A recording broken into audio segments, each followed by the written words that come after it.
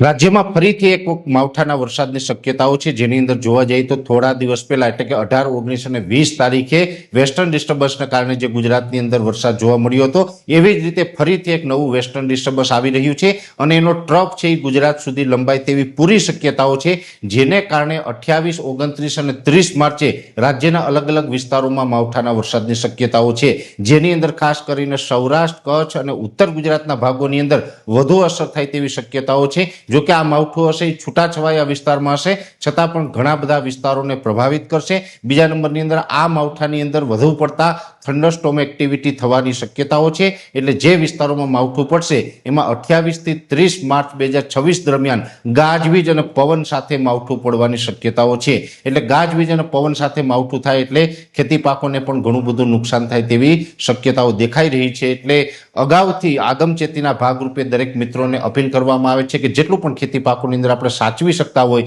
એટલું સાચવી લેવાનું, કેમ કે એક વેસ્ટર્ન ડિસ્ટર્બન્સ પસાર થવાનું છે ને એનો ટ્રફ ફરીથી ગુજરાત સુધી લંબાશે। અત્યારે આપણે ઉનાળો ચાલી રહ્યો છે, ગરમીનો માહોલ છે, એટલે 700 HPA લેવલે આ ટ્રફને કારણે એક અસ્થિરતા બનશે અને આ અસ્થિરતા છે 28, 29, 30 માર્ચમાં ગાજવીજ અને પવન સાથે વરસાદના રૂપમાં અસર કરવાની છે, જેની દરેક મિત્રોએ નોંધ લેવી।